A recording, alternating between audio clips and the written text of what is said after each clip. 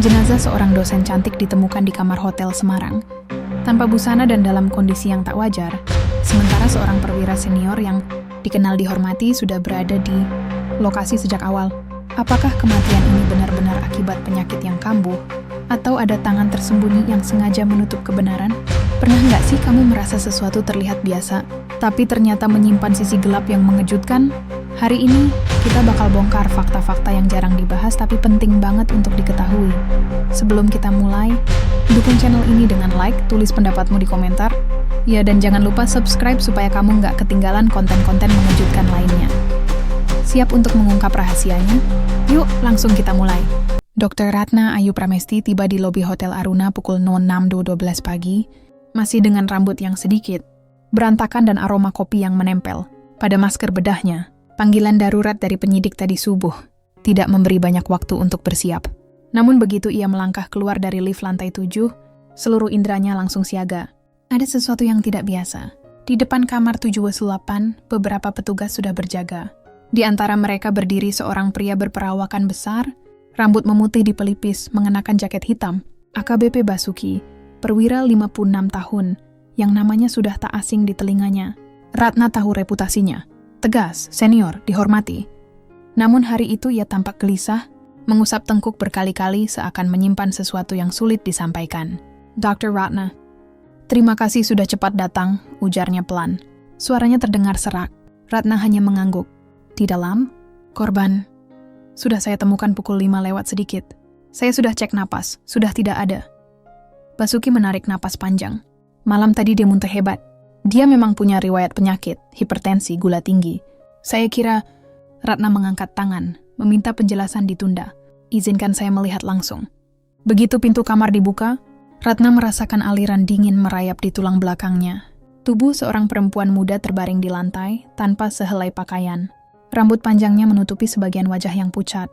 Di sisi tubuhnya terdapat bercak muntah yang sudah mengering. Namun bukan itu yang membuat Ratna mengernyit. Tubuh korban kaku. Tetapi posisi rigor mortis tidak sesuai dengan waktu kematian yang Basuki sebutkan. Bahu korban menegang dalam sudut aneh. Lengan kiri terangkat sedikit seolah sempat ditahan sesuatu, sementara jari-jari kaki menunjukkan kontraksi yang tidak sinkron. Pak Basuki, Ratna berkata perlahan, Anda yakin tidak memindahkan tubuh ini? Basuki tampak tersentak. Tidak, saya hanya memegang bahunya, memastikan dia tidak bernapas. Itu saja. Saya panik. Ratna tidak menjawab. Matanya menyapu ruangan, tempat tidur rapi, selimut tersusun tanpa lipatan mencurigakan. Tidak ada tanda pergumulan, tidak ada benda jatuh, tidak ada berantakan. Semuanya terlalu bersih untuk seseorang yang muntah hebat semalam. Korban terakhir terlihat memakai kaos biru kuning, ucap Basuki lagi, seperti ingin mengisi keheningan. Dance Salana Training. Saya lihat sendiri. Di mana pakaiannya? Tanya Ratna tajam. Basuki membuka mulutnya lalu menutupnya lagi. Saya juga tidak menemukannya. Mungkin dibuang? Atau dia melepas sendiri sebelum... Ratna melangkah ke kamar mandi. Kosong. Keranjang sampah hanya berisi tisu kering. Tidak ada pakaian. Tidak ada bekas muntah lainnya. Hilang. Seolah sengaja disingkirkan. Saat ia kembali memandang tubuh korban, intuisi Ratna berbisik lirih di kepalanya. Ada yang tidak beres di kamar. Ini dan saksi yang berdiri di belakangnya mungkin tidak mengatakan seluruh kebenaran. Pagi itu, setelah melihat sekilas tubuh Dwinanda, Dr. Ratna menarik napas panjang dan menyiapkan perlengkapan autopsi darurat. Pikirannya bekerja cepat, memproses setiap detail yang tampak tidak wajar. Ia mengamati tubuh korban dengan cermat, menyentuh lengan, menekuk jari-jari, memperhatikan setiap lipatan kulit. Rigor mortis. Ini tidak sinkron, gumamnya pada diri sendiri. Detil ini penting dan tidak bisa diabaikan. Basuki, yang berdiri tidak jauh, menunggu jawaban dengan ekspresi gelisah. Pak Basuki, kapan tepatnya Anda menemukan korban? Tanya Ratna, menatap jam dinding yang menandai pukul 06.30. Sekitar pukul 5:15, Dok, jawab Basuki cepat. Saya panik. Saya sempat memindahkan tubuhnya sedikit, karena posisinya menutupi lantai, takut membahayakan diri sendiri kalau saya tersandung. Ratna mengamati jejak di lantai. Tidak ada noda darah, muntah, atau bekas gesekan yang menunjukkan tubuh korban pernah dipindahkan. Tidak ada lekukan debu yang tergeser. Semua tampak terlalu rapi, terlalu bersih. Pak Basuki, Anda yakin tidak ada yang disentuh atau dipindahkan selain bahu korban? Dokter Ratna menatap perwira senior itu dengan tajam. Basuki menelan ludah, matanya sesaat menatap ke lantai, lalu kembali ke Ratna. Tidak, dok. Saya hanya ingin memastikan dia tidak terluka lebih jauh. Saya tidak ingin dianggap bersalah. Ratna mencatat semua jawaban itu dalam buku catatannya. Nada suara Basuki, gesturnya, semua itu menunjukkan seseorang yang mencoba menutupi sesuatu, meski masih menekankan ketulusan. Tetapi, tubuh korban berbicara lebih lantang daripada penjelasan verbal manapun. Ia menunduk, memeriksa posisi tangan dan kaki korban lagi. Lengan kiri korban terangkat sedikit, jari-jari menegang, sudut leher memutar ke arah yang sulit dijelaskan. Rigor mortis sudah terbentuk, tapi tidak sesuai jam kematian yang diklaim Basuki. Kalau ini benar-benar waktu yang Basuki sebutkan, ototnya tidak akan seketat ini, gumam Ratna. Suaranya nyaris tak terdengar. Ia berlutut di samping tubuh korban, mencatat secara rinci setiap posisi dan ketegangan otot. Dalam hati, ia menimbang kemungkinan. Apakah Basuki sengaja memindahkan tubuh? Atau ada yang lain terjadi semalam yang mengubah kondisi jasad? Rasa tidak percaya mulai menguasai Ratna. Ia biasanya cepat menyimpulkan, tapi kali ini intuisi profesionalnya berteriak. Ada ketidakcocokan fakta yang serius. Basuki terus berdiri di sudut kamar, tampak tidak nyaman dengan ketelitian Ratna. Ia sesekali menatap jam tangannya, seolah waktu berjalan terlalu lambat untuk menjawab rasa penasaran yang diam-diam menyiksa dirinya sendiri. Ratna menulis catatan tambahan. Jika tubuh korban sudah dipindahkan, lantai harusnya menunjukkan tanda. Tidak ada. Ada yang tidak jujur di sini. Saya harus menindaklanjuti ini dengan pemeriksaan lebih rinci. Dan disitulah keraguan pertama muncul, tidak hanya terhadap keterangan Basuki, tetapi terhadap keseluruhan narasi yang mulai terasa terlalu rapi, terlalu sempurna untuk kasus kematian alami. Dr. Ratna berdiri di tengah kamar 7-8, matanya menelusuri setiap sudut dengan ketelitian yang hanya dimiliki seorang dokter forensik berpengalaman. Matahari pagi yang masuk dari jendela hotel membuat debu beterbangan di udara, namun udara itu terasa berat, penuh ketegangan. Sesuatu di ruangan ini masih tidak sesuai dengan laporan awal Basuki. Pak Basuki, saya ingin memastikan satu hal, kata Ratna, sambil menunjuk ke lantai kosong di dekat tempat korban terbaring. Pakaian biru kuning yang Anda sebut terakhir kali, di mana? Basuki tampak canggung. Ia menggeleng, napasnya sedikit tersengal. Saya sudah mencari, dok. Di kamar mandi, bahkan di tempat sampah. Tidak ada. Saya tidak tahu kemana perginya. Ratna mencatat semua jawaban itu dengan hati-hati, tetapi ada nada-nada ketidakjujuran yang samar dalam suaranya. Ikut melangkah ke sisi tempat tidur, memeriksa keranjang pakaian kotor. Kosong. Tidak ada kaos biru kuning, tidak ada celana training, tidak ada sesuatu yang mengindikasikan pakaian itu pernah berada di sini.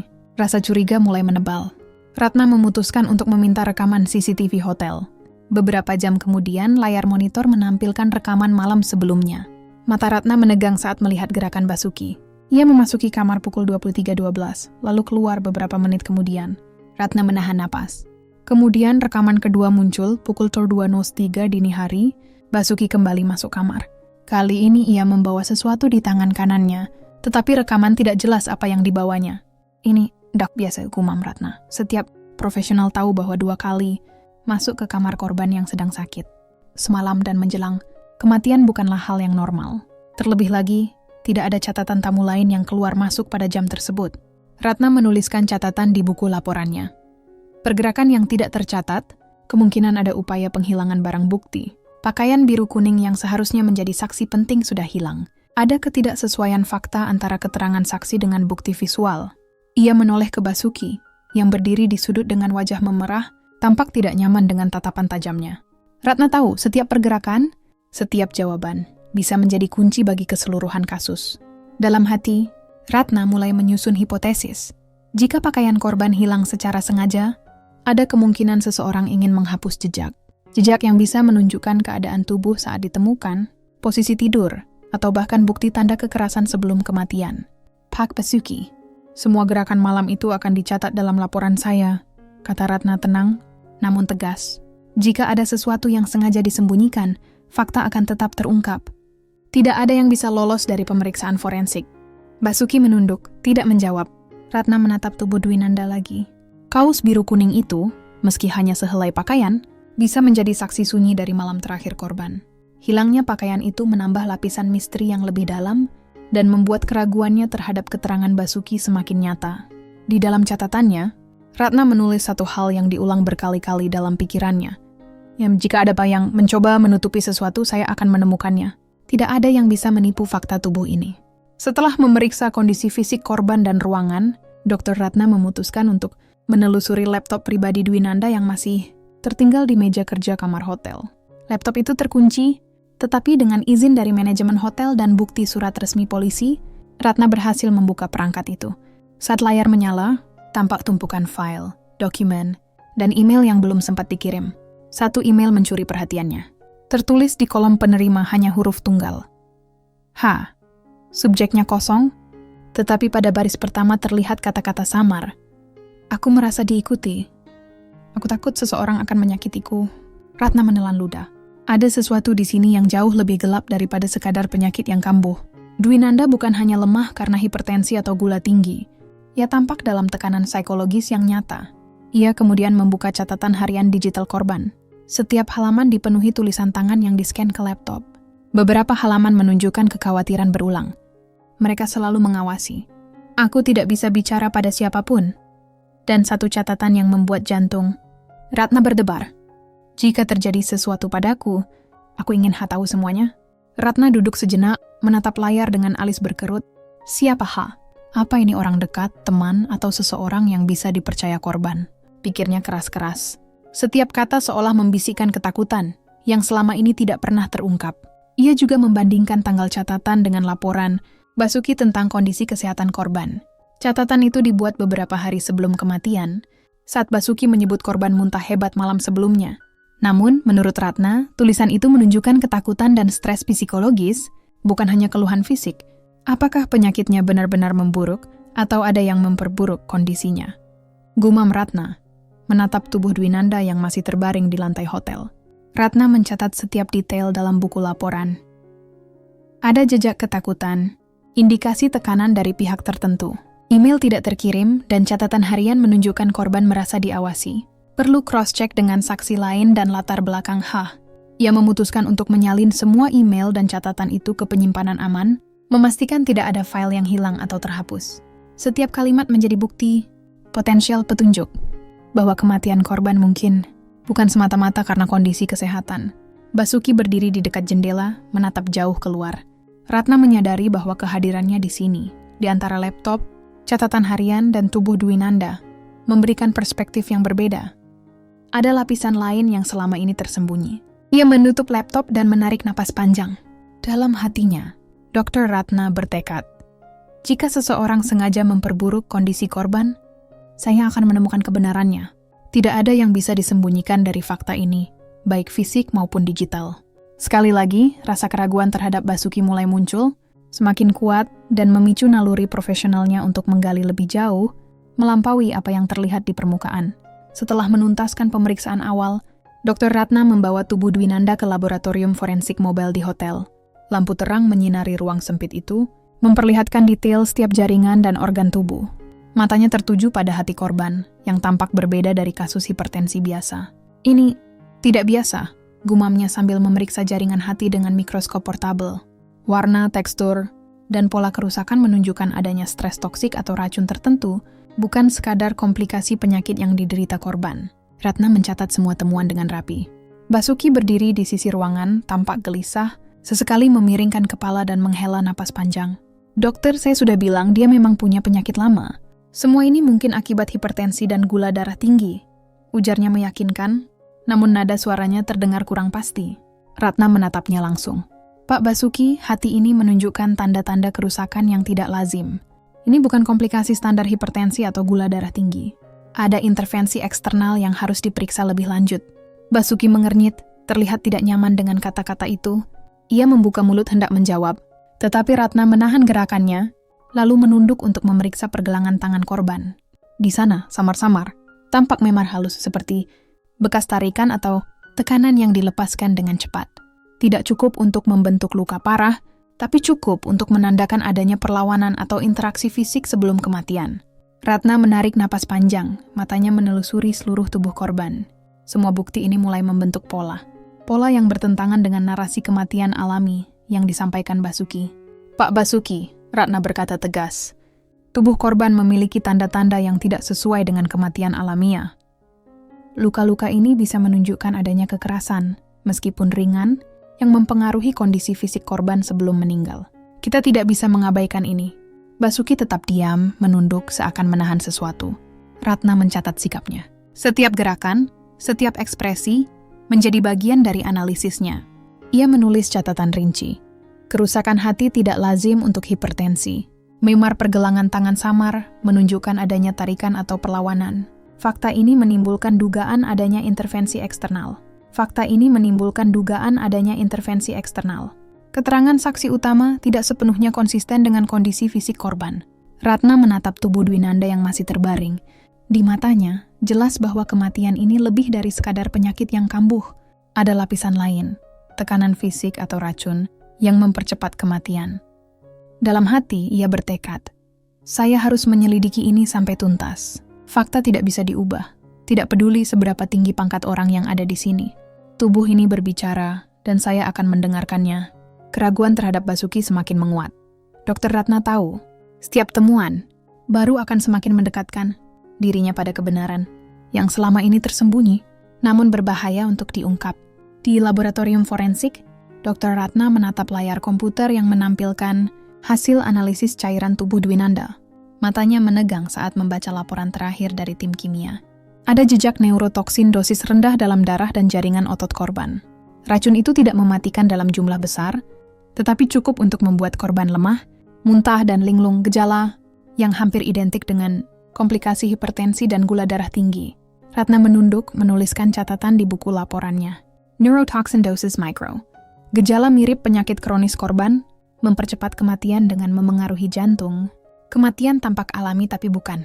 Ia menatap tubuh Dwinanda yang masih terbaring dengan wajah pucat, rambut panjang menutupi sebagian wajah. Setiap detail sebelumnya, rigor mortis yang tidak sesuai, hilangnya pakaian, memar samar di pergelangan tangan, kerusakan hati yang tidak lazim, tiba-tiba berpadu menjadi pola yang jelas. Ada seseorang yang paham betul cara membuat kematian tampak alami, dan korban dijebak oleh kematian yang tampaknya alami itu. Ratna menatap Basuki yang masih berdiri di sudut laboratorium, tampak gelisah. Pak Basuki, katanya tenang. Neurotoksin ini biasanya tidak bisa muncul secara kebetulan. Ada keterampilan tertentu untuk menyuntikkan atau memberikan racun dalam dosis yang sangat kecil agar efeknya terlihat seperti penyakit. Basuki menelan ludah, menunduk, kemudian berkata singkat, Dokter, saya tidak mau tanya apa tentang racun. Ratna mengamati gerak tubuh Basuki dengan tajam. Profesionalismenya mengajari bahwa bahasa tubuh bisa lebih jujur daripada kata-kata. Ada ketegangan di bahu, kegelisahan di tangan, dan ekspresi mata yang sesaat melirik ke lantai. Sinyal klasik seseorang yang menyembunyikan sesuatu. Ia kembali menatap layar komputer. Setiap data laboratorium, setiap grafik toksikologi menguatkan hipotesisnya. Kematian Dwinanda bukan hanya hasil penyakit lama. Ada campur tangan pihak lain, sengaja membuat korban tampak meninggal karena penyakit yang kambuh. Ratna menulis catatan rinci. Neurotoksin dosis rendah memicu kondisi jantung, mempercepat kematian. Gejala mirip penyakit kronis, sengaja menipu pemeriksa awal. Ada pihak yang sangat mengerti fisiologi korban dan cara memanfaatkan penyakitnya untuk menutupi tindakan kriminal. Ia menarik napas panjang. Pikiran profesionalnya beradu dengan hati nurani. Korban muda, cerdas, dan berprestasi harusnya tidak meninggal begitu saja. Setiap jejak, sekecil apapun, akan menjadi bukti untuk mengungkap kebenaran. Dalam hati Ratna bertekad, siapapun yang melakukan ini, saya akan menemukannya. Fakta ilmiah tidak bisa dimanipulasi, dan tubuh ini berbicara lebih jujur daripada siapapun di sini. Keraguan yang selama ini ia rasakan terhadap Basuki mulai berubah menjadi kepastian samar. Ada tangan tersembunyi di balik kematian ini, dan mereka sangat berhati-hati untuk tidak meninggalkan bukti langsung, kecuali bagi seorang forensik yang teliti. Dr. Ratna duduk di ruang wawancara kecil, matanya menatap Hendra, pria berusia sekitar 35 tahun yang tampak gelisah. Laptop korban, catatan harian, dan email yang belum terkirim telah memberinya titik awal. Kini, Hendra adalah kunci berikutnya untuk menguak misteri malam terakhir Dwinanda. Pak Hendra, saya perlu Anda jujur, kata Ratna tegas, tapi lembut, mencoba menenangkan pria yang duduk di seberangnya. Semua yang Anda katakan akan menjadi bagian dari investigasi. Kami hanya ingin tahu apa yang sebenarnya terjadi. Hendra mengangguk, napasnya masih cepat. Saya Saya kenal Dwinanda sejak kuliah doktoral. Kami sering diskusi, bahkan sering begadang untuk menyelesaikan penelitian. Tapi belakangan ini, dia sering terlihat stres, bahkan takut. Saya rasa ada seseorang yang membuatnya merasa tertekan. Ratna mencatat setiap kata. Mata Hendra berkaca-kaca saat ia melanjutkan. Dia pernah bilang, ada seorang perwira tua yang terlalu memperhatikanku. Kadang posesif. Aku tidak tahu siapa maksudnya, tapi dari nada suaranya, aku tahu itu serius. Dia tidak bercanda. Rasa penasaran Ratna semakin membara. Semua tanda fisik dan bukti, racun yang ditemukan sebelumnya kini, mendapatkan konteks psikologis. Ada tekanan dari pihak tertentu yang mungkin memicu rasa takut, bahkan membuat korban rentan terhadap tindakan berbahaya. Ada hal lain, Dok, kata Hendra sambil menunduk. Suatu malam, aku melihat dia menangis setelah menerima telepon. Gue tidak bisa mendengar apa yang dibicarakan, tapi wajahnya pucat, matanya sembab, dan dia tampak ketakutan. Aku hanya bisa menunggu sampai telepon itu selesai. Ratna menulis catatan rinci. Saksi mengonfirmasi tekanan psikologis dari seseorang berpengaruh. Korban terlihat takut dan tertekan. Ada kemungkinan tekanan ini berkontribusi pada kondisi fisiknya, bahkan mempercepat kematian akibat racun yang diberikan. Ia menatap Hendra lebih lama. Apakah korban pernah menyebut nama orang itu? Hendra menggeleng pelan. Tidak secara eksplisit. Dia hanya bilang perwira tua. Tapi aku tahu setelah kejadian itu, dia mulai lebih berhati-hati. Bahkan tidak mau keluar kamar sendiri. Kadang aku yang menjemputnya atau mengantarnya ke kampus. Ratna menarik napas dalam-dalam. Semua kepingan mulai menempel, memar-samar, hilangnya pakaian racun dosis mikro, stres psikologis korban. Semuanya membentuk pola yang mengarah ke satu pihak tertentu. Dalam hati Ratna bertekad, ini bukan hanya kasus medis. Ini kasus di mana tekanan psikologis, fisik, dan racun bersatu. Dan seseorang yang berada di dekat korban tahu betul bagaimana memanfaatkan kondisi ini. Ia menatap Hendra dan berkata, "Terima kasih atas kejujuran Anda. Ini sangat membantu penyelidikan.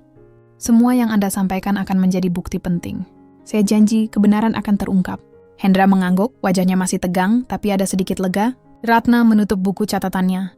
Untuk pertama kalinya, ia merasa memiliki arah baru yang jelas dalam penyelidikan. Kematian Dwinanda bukan hanya akibat penyakit atau nasib, melainkan adanya intervensi orang yang dekat dan berpengaruh, dan ia harus mengungkap semuanya. Dr. Ratna menatap layar laptop dengan alis berkerut. Di depannya terbuka data dari smartwatch korban, alat yang selalu dikenakan Dwinanda sebagai bagian dari rutinitas sehatnya. Sensor detak jantung dan tekanan darah itu kini menjadi saksi bisu malam terakhir hidupnya. Jam 02.00 dini hari, gumam Ratna sambil menyorot grafik. Detak jantung korban melonjak drastis, dari 78 menjadi 148 denyut per menit. Data menunjukkan lonjakan stres yang signifikan, pola yang sangat tidak wajar untuk seseorang yang sedang tidur atau hanya mengalami penyakit biasa. Ratna menelan ludah. Ini bukan hanya kelainan fisiologis, katanya pelan pada diri sendiri. Ini respon terhadap tekanan ekstrim atau ketakutan mendadak. Ia kemudian membuka catatan pintu otomatis hotel. Layar menampilkan log masuk keluar dari kamar 708. Sekali lagi, data itu menegaskan dugaan Ratna. Basuki masuk kamar pukul 2.03, 3 menit setelah lonjakan detak jantung Dwinanda mulai terjadi. Ratna menatap Basuki yang berada di ruang forensik mobile. Tubuhnya kaku, wajah memerah, mata sesekali menatap lantai. Ada ketegangan yang jelas, seseorang yang tahu bahwa fakta berbicara lebih keras daripada kata-kata. "Pak Basuki," Ratna berkata dengan suara dingin tapi tegas, "Anda mengaku sudah tidur saat jam 02.00 tadi. Tapi catatan pintu otomatis menunjukkan Anda masuk ke kamar pukul 02.03. Dan lihat ini." Ratna menyorot layar smartwatch. Detak jantung korban melonjak drastis tepat saat itu. "Bagaimana Anda menjelaskan ini?" Basuki menelan ludah dan menunduk, tak mampu menjawab. Ratna bisa merasakan kegelisahan yang tersisa dari setiap gerakan tubuhnya. Profesionalismenya memaksa Ratna tetap tenang, mencatat semua detail sebagai bukti tambahan dalam laporan otopsi. Ia memeriksa ulang data, menandai grafik detak jantung dan tekanan darah dengan stabilo digital. Setiap lonjakan, setiap perubahan mendadak, membentuk pola yang sama. Korban dalam keadaan stres fisik dan psikologis ekstrim, bukan karena penyakit semata, tapi kemungkinan akibat interaksi langsung dengan seseorang di kamar. Ratna menulis catatan rinci. Lonjakan detak jantung dan stres jam, bersamaan dengan masuknya Basuki ke kamar, keterangan saksi bertentangan dengan fakta digital. Indikasi adanya tekanan langsung terhadap korban sebelum kematian. Dalam hati, Ratna mulai menyusun kesimpulan sementara. pola ini bukan sekadar kebetulan. Semua temuan sebelumnya, neurotoksin dosis rendah, memar samar, hilangnya pakaian, tekanan psikologis, muncul sebagai bagian dari satu tindakan terencana. Ratna menatap Basuki lagi. Fakta-fakta ini tidak bisa diubah atau diabaikan. Bukan hanya tubuh dan racun yang bicara, tapi juga teknologi korban, jam tangan, pintu otomatis, semuanya merekam kebenaran. Dan di saat itu, Dr. Ratna sadar bahwa lapisan misteri ini semakin menipis. Kontradiksi antara pernyataan Basuki dan data digital semakin jelas, dan ia tahu bahwa kebenaran malam itu segera terungkap. Tidak bisa lagi disembunyikan. Dr. Ratna duduk di ruang kerjanya di laboratorium forensik mobile. Lampu putih menyinari tumpukan catatan, foto, dan hasil laboratorium. Semua bukti yang ia kumpulkan sejak malam pertama, memar samar, kerusakan hati, racun neurotoksin, data smartwatch, hingga catatan korban, terpampang rapi di hadapannya. Namun ketenangan itu segera terganggu oleh panggilan dari atasannya. Ratna, saya sarankan hentikan analisis berlebihan. Ini sudah cukup untuk laporan resmi. Kata suara atasan melalui telepon, nada suara formal tapi jelas ada tekanan terselubung. Jangan membuat hal-hal yang bisa menimbulkan masalah institusi. Ratna menghela napas panjang, menatap tumpukan berkas di depannya. Setiap fakta yang ia temukan menuntut untuk dicatat, untuk diungkap. Mengabaikannya berarti menipu kebenaran. Dan itu bukan dirinya. Tidak lama setelah itu ponselnya bergetar. Sebuah pesan masuk, singkat tapi jelas. Berhenti menggali, ini bukan ranahmu. Ratna menatap layar dengan mata yang menegang. Pesan itu bukan sekadar ancaman kosong. Ada pihak yang ingin kebenaran tetap tersembunyi. Namun sebagai dokter forensik, integritas ilmiahnya lebih penting daripada ketakutan pribadi. Ia menutup mata sejenak mengatur napas. Tubuh ini, bukti ini, mereka tidak bisa berbohong, gumamnya dalam hati. Dan aku tidak bisa berhenti di sini. Dengan tangan mantap, Ratna mulai menyusun laporan final autopsi. Setiap temuan dicatat secara rinci, sistematis, dan ilmiah. Memar samar di pergelangan tangan. Kerusakan hati yang tidak lazim, racun neurotoksin dosis rendah yang mempercepat kematian, lonjakan detak jantung korban, dan tekanan psikologis yang terlihat dari catatan, serta email yang belum terkirim semua masuk dalam dokumen resmi.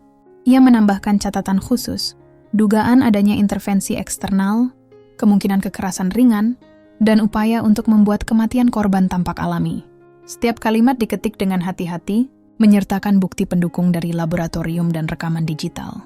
Basuki mungkin memiliki pangkat tinggi dan pengaruh besar, tetapi di hadapan fakta forensik, tidak ada yang bisa menutupi kebenaran. Ratna tahu bahwa laporan ini akan mengguncang citra beberapa pihak, namun demi korban, ini adalah jalan satu-satunya. Ia menarik napas panjang, menatap berkas terakhir yang siap dikirim. Aku tidak bisa diam, fakta tidak bisa diubah. Tidak peduli siapa yang terlibat, bisiknya. Rasa takut masih ada, tetapi lebih kuat lagi tekadnya. Dr. Ratna memahami bahwa dalam profesinya, menggali kebenaran adalah kewajiban. Meski itu berarti menghadapi tekanan institusi dan ancaman misterius. Di ruang sunyi itu, ia menutup laptop, menatap tubuh Dwinanda sekali lagi, dan berjanji dalam hati. Aku akan memastikan keadilan, fakta tidak boleh dikaburkan. Tidak ada yang bisa menghentikanku. Mengungkap kebenaran ini. Dr. Ratna menatap layar komputer di ruang laboratorium. Napasnya tertahan. Laporan final autopsi yang ia susun dengan teliti kini telah sampai ke tangan tim independen yang ditugaskan untuk meninjau kembali kasus kematian Dwinanda. Setiap temuan memar samar, kerusakan hati, racun dosis mikro, data smartwatch, catatan harian, dan tekanan psikologis korban diterima sebagai fakta yang tak terbantahkan.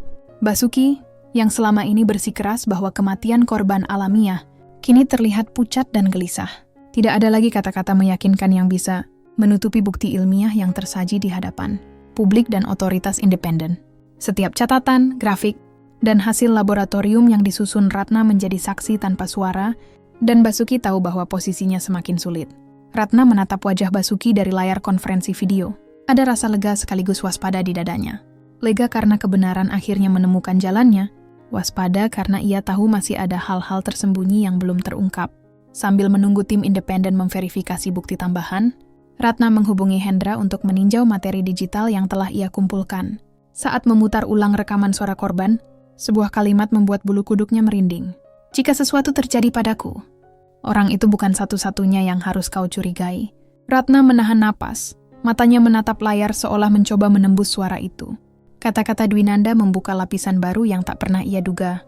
Kematian korban bukan sekadar urusan racun, tekanan psikologis, atau Basuki semata. Ada pihak lain yang ikut bermain di balik layar, orang yang cukup dekat atau memiliki akses untuk memanipulasi situasi. Ia menuliskan catatan tambahan. Fakta ilmiah menegaskan intervensi eksternal. Namun peringatan suara korban menunjukkan adanya pihak lain yang terlibat. Kasus ini lebih kompleks daripada dugaan awal. Ratna menatap berkas-berkas autopsi, grafik detak jantung, hasil laboratorium toksikologi, dan catatan harian korban. Semuanya kini menjadi peta untuk memahami malam terakhir Dwinanda. Setiap detail menegaskan satu hal.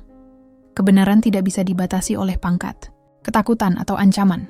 Ia menarik napas panjang, menutup mata sejenak, lalu menatap layar kembali. Ada rasa lega yang aneh, campur aduk dengan ketegangan yang belum sepenuhnya hilang. Ia sadar bahwa penyelidikan ini baru memasuki babak baru.